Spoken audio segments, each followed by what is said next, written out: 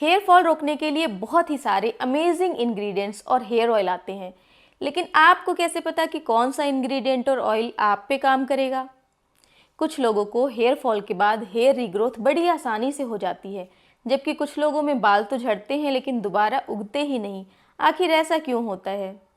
अगर आपको hair fall का जड़ से इलाज चाहिए तो आपको उसकी जड़ यानी कारण का पता होना चाहिए।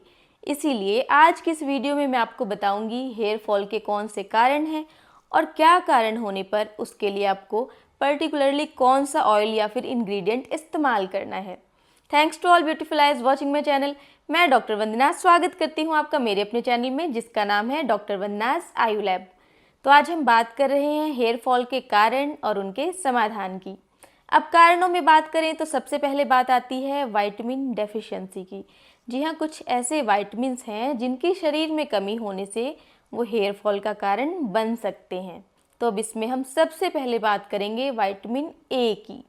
आपने ज़रूर सुन रखा होगा कि विटामिन ए हमारी आँखों की रोशनी के लिए बहुत ही ज़्यादा ज़रूरी है। जी हाँ, और इसकी कमी से हेयर फॉल भी हो सकता है। लेकिन आपको जानकर बड़ी ही हैरानी होगी कि अगर विटामिन ए की अधिकता हो जाए, एक्सेस हो जाए, तो उससे भी हेयर फॉल हो सकता है, क्योंकि विटामिन ए का एक्सेस होने से विटामिन ए टॉक्सिसिटी हो सकती है। डर गए? क्या आप ये सोचने लगे कि अगर आप बहुत ज़्यादा गाजर खाएंगे तो आपको हेयर फॉल होने लगेगा? तो ऐसा बिल्कुल भी नहीं होगा, क्योंकि जो विटामिन ए टॉक्सिसिटी के मामले हैं वो ज़्यादातर उन केसेस में देखे गए हैं जहाँ पर लोग विटामिन ए सप्लीमेंट्स का सेवन कर रहे होते हैं। तो आप कभी भी विटामिन ए सप्लीमेंट का सेवन बिना डॉक्टर की सलाह के ना करें, क्योंकि वैसे भी जो विटामिन ए डेफिशिएंसी है वो काफ़ी अनकॉमन है, काफ़ी रेयर है। अब बात करते हैं कि क्या डाइट से भी विटामिन ए की अधिकता हो सकती है। तो अगर बात करें वेजिटेरियन डाइट की, तो वेजिटेरियन डाइट से विटामिन ए टॉक्सिसिटी के मामले ना के बराबर हैं, क्योंकि जो वेजिटेरियन डाइट है उससे जो हमें विटामिन ए मिलता है, प्रोविटामिन ए, जिसमें कि मेन बीटा कैरोटीन है, तो इसे हमारी बॉडी को खुद ही विटामिन ए यानी उसके एक्टिव इंग्रेडिएंट में कन्वर्ट करना पड़ता है। इसी कारण वेजिटेरियन डाइट से विटामिन ए की अधिकता के मामले ना के बराबर हैं। अब अगर बात करें नॉनवेज डाइट से, तो नॉनवेज डाइट से भी विटामिन ए टॉक्सिसिटी तभी हो सकती है अगर आप डेली और एक्सेस मात्रा में vitamin A rich non vegetarian food का सेवन करें, जैसे कि लीवर इत्यादि। अब नंबर 2 पर बात करेंगे विटामिन बी कॉम्प्लेक्स की, जो कि वाटर सॉल्युबल विटामिन्स हैं और इसमें 8 प्रकार के विटामिन्स होते हैं। तो इसके अंदर जो फॉलेट है, विटामिन बी2 है, विटामिन बी12 और बायोटिन है, इनकी कमी से हेयर फॉल हो सकता है। अब इसमें बात करते हैं विटामिन बी12 की। तो विटामिन बी12 के बारे में आपने ज़रूर सुन रखा होगा, क्योंकि इसकी डेफिशिएंसी काफ़ी कॉमन रूप से मिलती है। तो विटामिन बी12 और फॉलेट का हेयर फॉल से डायरेक्टली कुछ खास संबंध नहीं है, लेकिन अगर आपकी बॉडी में विटामिन बी12 की डेफिशिएंसी है तो आपके बाल झड़ने के बाद जो नए बाल हैं वो जल्दी से नहीं उगेंगे, यानी कि हेयर रीग्रोथ होने के लिए विटामिन बी12 ज़रूरी है। अब बात करते हैं बायोटिन की। तो इसके बारे में भी आपने ज़रूर सुना होगा, क्योंकि हेयर फॉल होने पर बायोटिन के सप्लीमेंट्स दिए जाते हैं। तो अगर कोई इंसान पूरी तरीके से हेल्दी है तो हेल्दी बॉडी खुद ही बायोटिन प्रोड्यूस करती है, तो हेल्दी लोगों के अंदर जनरली बायोटिन की कमी नहीं मिलती। लेकिन अगर आप अल्कोहल कंज्यूम करते हैं, आपको प्रेगनेंसी है, आपको पेट की कोई बीमारी है, या फिर आप लंबे टाइम से एंटीबायोटिक्स, वेलप्रोइक एसिड या फिर आइसोट्रेटिनोइन का सेवन कर रहे हैं, तो आपके शरीर में बायोटिन की कमी हो सकती है। अगर आप कच्चे अंडों का भी ज़्यादा सेवन करते हैं तो भी आपके शरीर में बायोटिन की कमी हो सकती है, क्योंकि कच्चे अंडों के अंदर एविडिन पार्टिकल्स होते हैं जो कि बायोटिन से अटैच होकर उसके अब्जॉर्प्शन को रोक देते हैं। इसीलिए अगर आपको अंडों का सेवन करना है तो पकाकर ही करें। नेक्स्ट बात करेंगे विटामिन सी की। तो विटामिन सी का हेयर फॉल से कोई डायरेक्ट रिलेशन नहीं है, लेकिन विटामिन सी की कमी होने से आयरन की कमी भी हो सकती है, जो कि कारण बन सकता है हेयर फॉल का। तो अब हम बात करेंगे विटामिन डी डेफिशिएंसी की। एक स्टडी में ऐसा देखा गया है कि जिन लोगों को हेयर फॉल की समस्या होती है उनमें विटामिन डी की डेफिशिएंसी काफ़ी कॉमन रूप से मिलती है। इसी तरीके से हम बात करेंगे विटामिन ई की। तो विटामिन ई का और हेयर फॉल का डायरेक्टली क्या रिलेशन है, क्लियर तो ये नहीं बताया जा सकता, लेकिन ऐसा देखा गया है कि जिन लोगों को हेयर फॉल की समस्या होती है उनमें विटामिन ई की डेफिशिएंसी कॉमन है। और ऐसा भी देखा गया है कि हेयर फॉल की समस्या होने पर हम जब विटामिन ई सप्लीमेंट देते हैं तो हेयर फॉल रुक जाता है। एग्जाम्पल के लिए मेरे साथ भी ऐसा कई बार हुआ कि जब भी मुझे हेयर फॉल की समस्या होती है, मैं विटामिन ई सप्लीमेंट लेती हूँ और 10 से 15 दिनों में ही मुझे हेयर फॉल में बहुत ही ज़्यादा आराम मिलता है। नेक्स्ट हम बात करेंगे आयरन की, क्योंकि जो आयरन डेफिशिएंसी है ये सबसे ज़्यादा कॉमन डेफिशिएंसी है हमारी कंट्री में। तो आयरन की कमी से भी हेयर फॉल हो सकता है।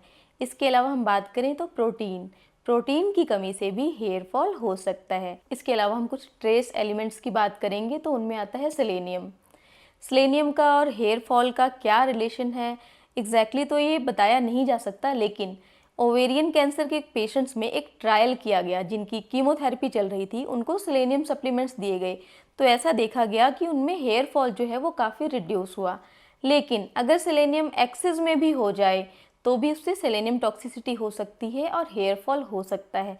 तो इसका सप्लीमेंट भी आप बिना डॉक्टर की सलाह के सेवन नहीं कर सकते। नेक्स्ट हम बात करेंगे जिंक की। तो कुछ स्टडीज़ में ऐसा देखा गया कि जिंक और हेयर फॉल के बीच में रिलेशन है, तो कुछ में ऐसा बिल्कुल भी नहीं पाया गया। अब बात करते हैं मैग्नीशियम की। तो जो मैग्नीशियम है वो फॉलिकल्स की ग्रोथ को प्रमोट करता है, यानी अगर मैग्नीशियम की डेफिशिएंसी है तो आपके फॉलिकल ठीक से ग्रो नहीं करेंगे, यानी हेयर ग्रोथ के लिए मैग्नीशियम जरूरी होता है। नेक्स्ट हम बात करेंगे हार्मोनल इफेक्ट की। जी हाँ, हार्मोनल इम्बैलेंस की वजह से भी हेयर फॉल हो सकता है। जैसे कि जो पीसीओएस के पेशेंट हैं उनके अंदर भी हेयर फॉल काफ़ी कॉमन होता है। जिनको थायराइड संबंधी कोई भी समस्या है उनको भी हेयर फॉल काफ़ी कॉमन रूप से होता है। डिलीवरी के बाद भी हेयर फॉल काफ़ी कॉमन है, क्योंकि डिलीवरी के बाद जो ईस्ट्रोजन है उसकी मात्रा रिड्यूस होती है, जो कि हेयर फॉल का कारण बन सकता है। अब बात करते हैं टेस्टोस्टेरोन की, क्योंकि इसके बारे में आपने ज़रूर सुना होगा कि टेस्टोस्टेरोन की मात्रा ज़्यादा होने से हेयर फॉल होता है। लेकिन जो टेस्टोस्टेरोन है वो डायरेक्टली हेयर फॉल कॉज नहीं करवाता, बल्कि 5 अल्फा रिडक्टेज नाम का एक एंजाइम होता है जो कि टेस्टोस्टेरोन को डाईहाइड्रोटेस्टोस्टेरोन में कन्वर्ट करता है, जिसे हम DHT कहते हैं। अब जो DHT है वो भी डायरेक्टली हेयर फॉल का कारण नहीं है, बल्कि ये डिपेंड करता है कि आपके हेयर फॉलिकल्स पे कितने सारे DHT रिसेप्टर्स हैं। अब यहाँ रोल आता है जेनेटिक्स का। जी हाँ, क्योंकि हेयर फॉल आनुवंशिक होता है, इसीलिए जीन्स के कारण कुछ लोगों के अंदर उनके हेयर फॉलिकल्स में DHT के रिसेप्टर्स बहुत ही ज़्यादा होते हैं, इसीलिए उन लोगों में हेयर फॉल की समस्या होती है। एक और हार्मोन है प्रोस्टाग्लैंडिन D2। हाल ही में एक स्टडी में पता चला है कि एंड्रोजेनिक एलोपेशिया के जो पुरुष हैं उनका जो स्कैल्प है उसके अंदर इस हार्मोन की मात्रा बढ़ी हुई मिली है। मीनोपॉज के बाद भी हेयर फॉल की समस्या काफ़ी बढ़ जाती है, क्योंकि मीनोपॉज के बाद भी शरीर के अंदर ईस्ट्रोजन की मात्रा डाउन जाती है, तो ये कारण बनता है हेयर फॉल का। एक और बहुत ही मेन हार्मोन है जिसे हम बोलते हैं कोर्टिसोल, जो कि बढ़ता है स्ट्रेस के कारण। जी हाँ, आज के टाइम में चाहे कोई भी प्रॉब्लम हो, एक्ने की प्रॉब्लम हो, मिलाज्मा की हो, हेयर फॉल हो, गट इशू हो, हर किसी के पीछे सबसे बड़ा कारण स्ट्रेस का ही है। तो स्ट्रेस भी आज के टाइम में हेयर फॉल का मेन कारण बना हुआ है, क्योंकि अगर जेनेटिक्स की भी बात करें, बाकी चीज़ों की भी बात करें, तो पहले ऐसे देखा जाता था कि जो जेनेटिक्स के कारण जो हेयर फॉल होता था वो 40-50 की एज में या उसके बाद होता था, जो कि आजकल 24-25 साल के लड़कों में भी हेयर फॉल होने लगा है। तो इसमें स्ट्रेस भी मेन कारण है। इसके अलावा अगर किसी की बॉडी में लंबे टाइम से चलने वाली कोई भी बीमारी है, जैसे कि डायबिटीज़ है, तो ये सभी कारण बन सकते हैं हेयर फॉल का। तो अगर आपको कोई भी क्रॉनिक इलनेस है तो उसे कंट्रोल में करना बहुत ही ज़रूरी है। एक और बहुत ही कॉमन कारण है हेयर फॉल का और वो है डैंड्रफ। जी हाँ, डैंड्रफ की वजह से भी हेयर फॉल होता है। मुझे करीब 10 सालों तक डैंड्रफ की समस्या रही थी। जी हाँ, डैंड्रफ की समस्या ऐसी है कि आ जाती है तो जल्दी जाती ही नहीं, और 10 सालों तक मुझे हेयर फॉल होता ही रहा। लेकिन मैं बहुत ही ज़्यादा खुशनसीब रही हूँ कि जो मेरी हेयर रीग्रोथ है वो बहुत ही ज़्यादा फास्ट है, इसीलिए मुझे हेयर फॉल से फ़र्क ही नहीं पड़ा। तो अगर आपको डैंड्रफ की समस्या है तो आप डैंड्रफ का भी ट्रीटमेंट लें, वरना आपको हेयर फॉल की समस्या रह सकती है। इसके अलावा अगर किसी की कोई मेजर सर्जरी हुई है या फिर कोई मेडिसिन है जो लंबी चल रही है तो उससे भी हेयर फॉल हो सकता है। तो आपको अपने डॉक्टर से कंसल्ट करने की ज़रूरत है कि क्या इन मेडिसिन या फिर प्रोसीजर्स की वजह से आपको हेयर फॉल की समस्या हो रही है। एक और बात है, कुछ पर्टिकुलर हेयर स्टाइल फॉलो करने से भी हेयर फॉल की समस्या हो जाती है। आपने नोटिस जरूर किया होगा कि जो हम हेयर स्टाइल बनाते हैं, जब हम एक ही साइड से मांग निकालते हैं तो वहाँ पे बाल कम हो जाते हैं। जैसे कि पहले मैं लंबे टाइम तक यहाँ पे मांग निकालती रही तो यहाँ पे जो मुझे हेयर ग्रोथ है बहुत ही कम है, यहाँ मेरे बाल कम हो गए हैं। इसलिए मैंने अलग अलग जगह पार्टीशन निकालना स्टार्ट कर दिया है, लेकिन पहले मुझे पता नहीं था इस बारे में।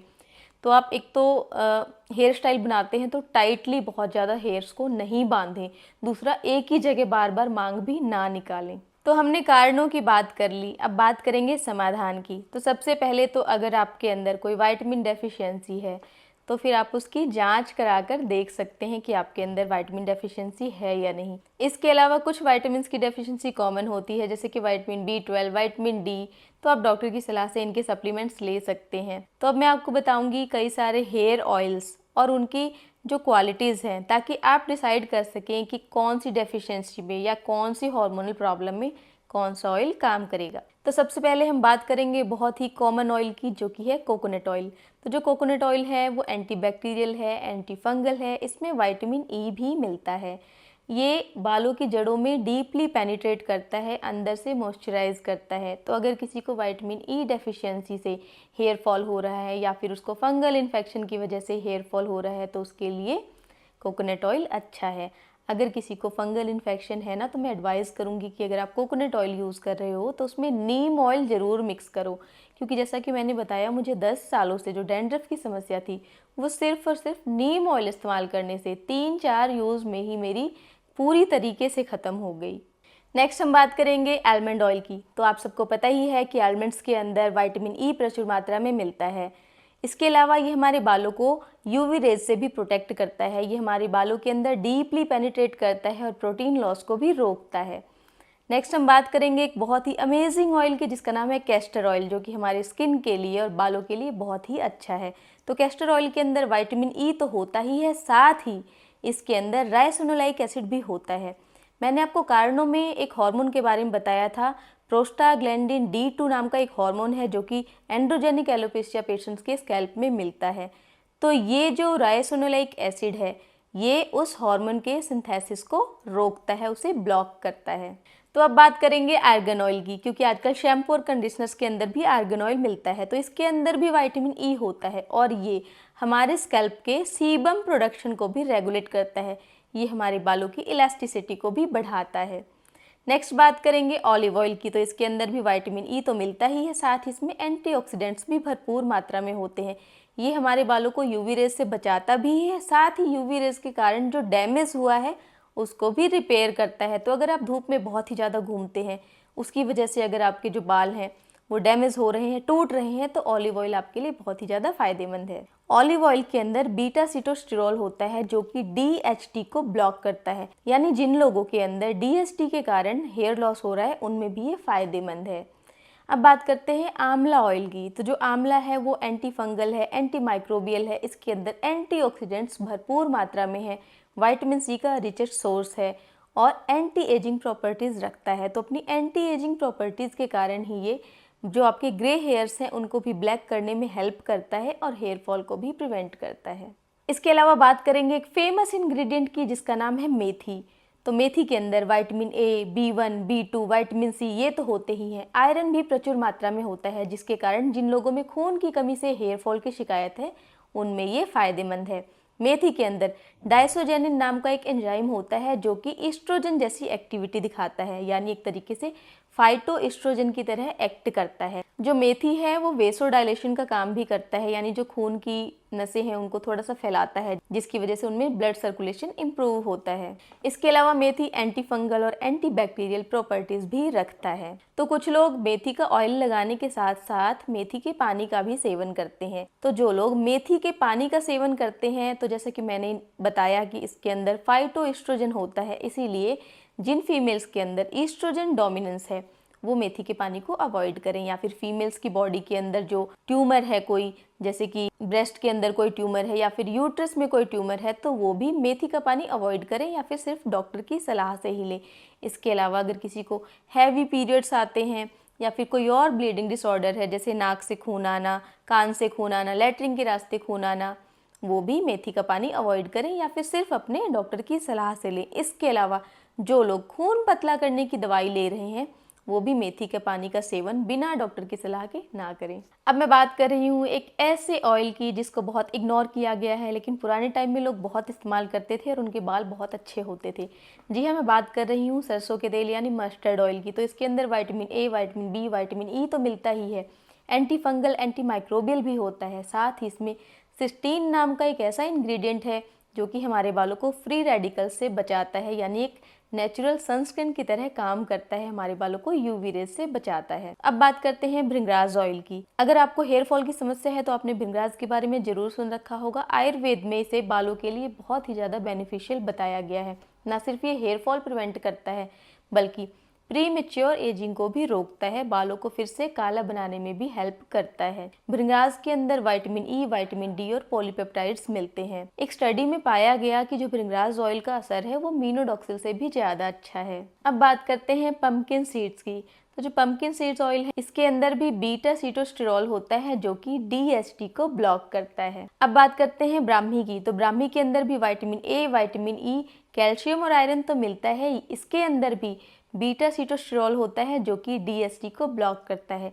और जो ब्राह्मी है वो हमारी मेमोरी के लिए भी अच्छा है। अगर किसी को डिप्रेशन की शिकायत है उसमें भी ब्राह्मी फायदेमंद है। ब्राह्मी स्ट्रेस और एंजाइटी को दूर करता है। अब बात करेंगे अनियन ऑयल की। तो इसके अंदर विटामिन B6, फॉलेट और विटामिन C तो होता ही है। ये एंटी माइक्रोबियल, एंटी इन्फ्लामेटरी और एंटीऑक्सीडेंट गुणों से भी भरा हुआ होता है। जब हम अनियन जूस लगाते हैं तो ये हमारे बालों को एक्स्ट्रा सल्फर प्रोवाइड करता है, जिसकी वजह से जो हमारे हेयर्स हैं वो ज़्यादा स्ट्रॉन्ग और थिकर होते हैं। अब बात करते हैं रोजमेरी ऑयल की, क्योंकि ये भी आजकल हेयर फॉल के लिए बहुत ही ज़्यादा फेमस है।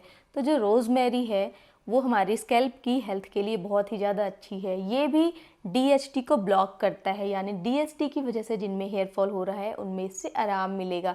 इसके अलावा rosemary oil premature hair greying को भी प्रिवेंट करता है, यानी अगर आपको समय से पहले सफ़ेद बालों की समस्या होने लगी है तो इसके लिए भी रोजमेरी ऑयल बेनिफिशियल है। अब मैं आपको कुछ और ऐसे ऑयल्स के नाम बताऊंगी जो कि DHT को ब्लॉक करते हैं। वो हैं soybean oil, corn oil, sunflower oil, flaxseed oil, rice bran oil, walnut oil, grapeseed oil, peony oil, palm oil, peanut oil, camellia oil.